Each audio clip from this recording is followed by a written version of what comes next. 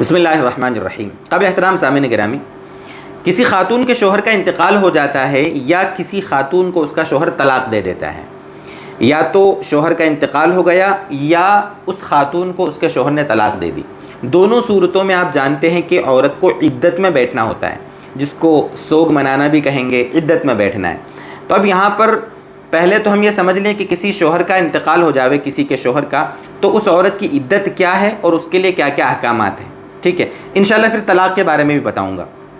سب سے پہلے وفات کی عدت کے بارے میں سمجھ لیں، بڑی موٹی موٹی باتیں، اہم اہم باتیں ذکر کروں گا، اور جو غلط فہمیاں ہمارے مسلم سماج میں اس بارے میں چل رہی ہیں، چلتی ہیں، اور جو بیچاری اس عورت پر ظلم ہوتا ہے اور کتنے دن عدت میں اس کو بٹھانا ہے، اس کے بارے میں جو غلط فہمیاں ہوتی ہیں، ان سب کے بارے میں انشاءاللہ تفصیل سے بتاؤں گا۔ سب سے پہلی بات تو یہ ہے کہ جس شوہر کا انتقال ہوا ہے، اس کی جو بیوی ہے، اسے اسی جگہ پر جہاں پر اس کا شوہر رکھتا تھا، اور وہاں کوئی دوسرا عذر نہیں ہے، کوئی مجبوری نہیں ہے، تو وہ وہیں پر اپنی عدت گزارے۔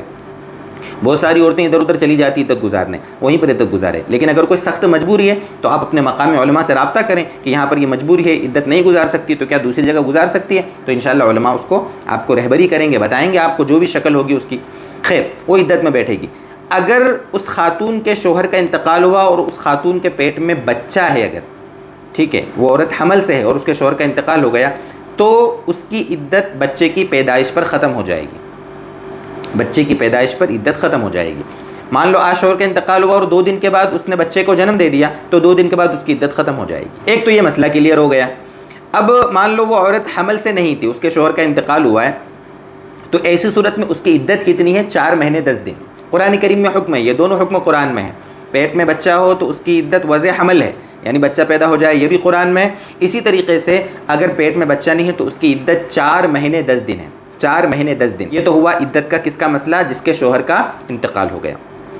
اچھا، اگر کسی خاتون کو اس کے شوہر نے طلاق دے دی تو اس صورت میں عدت کتنی ہے؟ دیکھیے یہاں پر بھی اگر پیٹ میں بچہ ہے، اگر حمل سے ہے عورت اور اس کے شوہر نے اس کو طلاق دے دی ہے، تو اس صورت میں بھی طلاق واقع ہو جاتی ہے۔ بہت سے لوگ سمجھتے ہیں کہ اگر پیٹ میں بچہ ہونا اور اس کا شوہر اس کو طلاق دے دے تو طلاق نہیں پڑتی، ایسا کچھ نہیں ہے۔ اگر پیٹ میں بچہ ہے تب بھی طلاق ہو جاتی ہے۔ ہاں، اب اس کی عدت بھی وہی ہے جیسا کہ ابھی بتایا کہ جب اس کے پیٹ میں جو بچہ ہے وہ پیدا ہو جائے گا، اس کی عدت پوری ہو جائے گی۔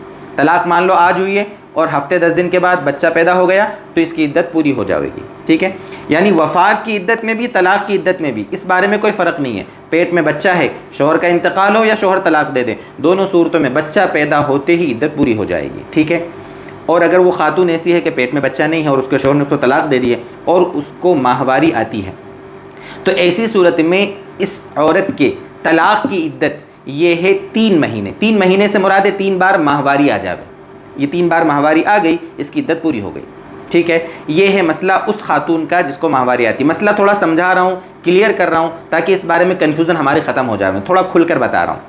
اور اگر وہ خاتون ایسی ہے، اللہ نہ کرے مثال کے طور پر کوئی خاتون ایسی بوڑھی تھی کہ جس کو حیض آنا بند ہو گیا تھا اور اس کے شوہر نے اس کو اس حال میں طلاق دے دی، تو ایسی صورت میں اب اس کی عدت 3 مہینے ہے۔ 3 مہینے مطلب پورے 90 دن، 90 ڈیز اس کی عدت ہے۔ جیسے ہی 90 دن گزرے اس کی عدت پوری ہو جائے گی، اور اگر مہینہ آتا ہے تو 3 بار ماہواری آ جائے تو عدت پوری ہو جائے گی۔ یہ اس خاتون کی عدت ہے جس کے شوہر نے اس کو طلاق دے دی ہے۔ یہ جو آپ کے سامنے تفصیل آئی یہ تو ہوئی کہ کتنے دن عدت گزارنی ہے، ٹھیک ہے۔ لیکن عدت میں مزید کیا احکامات ہیں؟ دیکھیے عدت کے دوران نکاح جائز نہیں ہے، نکاح کرنا دوسرے مرد سے جائز نہیں ہے، نکاح کا پیغام دینا جائز نہیں ہے۔ اسی طریقے سے عدت کے دوران گھر سے باہر نکلنا جائز نہیں ہے۔ سخت مجبوری کا مسئلہ الگ ہے، لیکن مجبوریاں کئی طریقے کی ہوتی ہیں۔ کیا آپ کی مجبوری سچ مچ مجبوری ہے یا نہیں ہے، وہ آپ کو علماء سے رابطہ کر کے پوچھنا پڑے گا کہ میری یہ مجبوری ہے تو کیا میں نکل سکتی ہوں؟ آپ گھر کے مرد سے کہیں، وہ پوچھ لے کسی سے کہ بھئی یہ مسائل ہیں، کیا وہ باہر نکل سکتی ہے؟ جو بھی مجبوریاں، کبھی کبھی شوہر کا انتقال ہوتا ہے اور سرکاری کام کاج کے لیے کبھی خاتون کو نکلنا پڑتا ہے، یا طلاق ہونے کی صورت میں بھی اگر کوئی مجبوری میں نکلنا پڑتا ہے تو اس کے مسائل الگ ہوتے ہیں، مجبوری کی چیزیں الگ ہوتی ہیں۔ بہرحال بلا وجہ باہر نہیں نکل سکتی۔ اسی طریقے سے عدت وفات میں یا عدت طلاق میں، 3 طلاق ہو یا طلاق بائن ہو یا وفات کی عدت ہے، اس میں عورت کے لیے سجنا سنورنا، اسی طریقے سے بناؤ سنگار، نئے کپڑے، چمکتے دھمکتے بالکل یہ سب چیزیں، زیورات، ان سب چیزوں سے دور رہنا ہے۔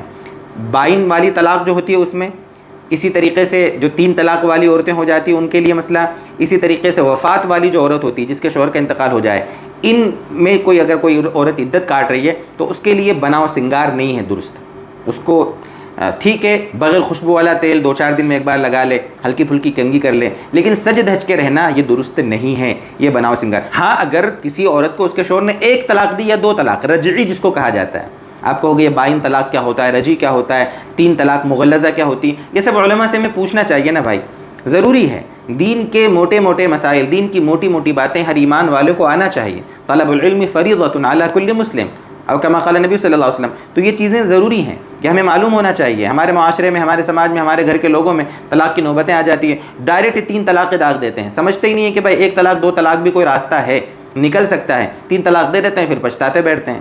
1000 میں سے 999 طلاق والے لوگ مجبور ہوتے ہیں، پریشان ہوتے ہیں، یار ہم نے طلاق کیوں دی؟ تو بھائی جس طرح نکاح کروانے مولوی کے پاس آئے تھے، طلاق دلوانے بھی مولوی کے پاس آ جاؤ، وہ بیچارہ آپ کو ایسا راستہ بتائے گا کہ آپ کو پچھتاوا نہیں ہوگا۔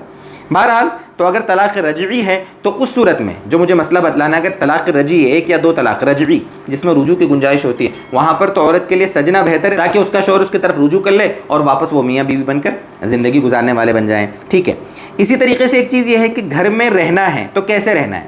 بہت سارے لوگ اللہ معاف فرمائے ایسا پریشان کر دیتے ہیں۔ 2 دن پہلے کا ایک فون آیا ہمارے یہاں سیندوا سے، ایک فون آیا، وہ بیچارے سوال کرنے والے ہمارے ماسٹر صاحب تھے، وہ کہنے لگے کہ میرے سسر جی کا انتقال ہو گیا، میری ساس عدت میں بیٹھی ہیں، تو ان کو تو گھر میں بالکل کونے میں بٹھا دیا ہے، تو سورج بھی نہیں دیکھ سکتی۔ میرے دوستو یہ ظلم ہے عورت پر۔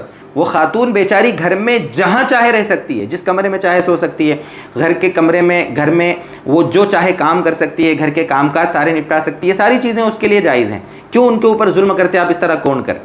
غیروں کی طرح اور غیر مسلم اقوام کی طرح اس کے شوہر کے انتقال ہو جائے تو عورت پر کیسے ظلم ہوتا ہے؟ اللہ معاف فرمائے، بہت ساری ایسی قومیں ہیں تو اس طریقے سے نہیں ہے ایسا کچھ بھی۔ سوگ منانا ہے لیکن آپ اس پر ظلم نہیں کر سکتے۔ کھلے آسمان کے نیچے وہ آ سکتی ہے گھر میں اگر کوئی کھلی جگہ ہے، تو ایسا کچھ نہیں کہ سورج نہیں دیکھ سکتی وغیرہ وغیرہ، یہ پابندیاں کچھ نہیں ہے۔ اسی طریقے سے بہت سارے لوگ اس کے جو محرم رشتہ دار ہیں ان سے بھی ملنے نہیں دیتے۔ محرم رشتہ دار داماد ہے یا اور دوسرے جو رشتہ دار ہوتے ہیں، پوتا ہے، نواسا ہے، جو اس کے محرم رشتہ دار ہیں، تو ان سے تو وہ بات چیت کر سکتی ہے۔ بلکہ عدت کے دوران پردے کے بارے میں غلط فہمی کیا ہے لوگوں میں کہ اس کو مطلب اس کے محرموں سے بھی ملنے نہیں دیتے، یہ عجیب غلط فہمی ہے۔ حالانکہ مسئلہ کیا لکھا علماء نے کہ اس کے شوہر کے انتقال سے پہلے وہ جس سے پردہ کرتی تھی، مطلب جو پردے کے احکام جن سے تھے ان سے عدت کے دوران بھی پردہ ہے، اور جن سے شوہر کے انتقال سے پہلے پردہ نہیں تھا، مطلب وہ محرم تھے، تو شوہر کے انتقال کے بعد عدت میں بھی ان سے پردہ نہیں ہے، وہ محرم ہے، ان سے بات چیت کرنا، حال احوال پوچھنا وغیرہ ایسا کوئی مسئلہ نہیں ہے۔ تو یہ کچھ عدت کے بارے میں موٹی موٹی باتیں تھیں۔ مزید کچھ ایسی بات ہو تو آپ کمنٹ کریں، انشاءاللہ آپ کے سوال کا جواب دینے کی کوشش کریں گے۔ اللہ تعالیٰ ہمیں مزید احکام سمجھائے اور عمل کی توفیق عطا فرمائے۔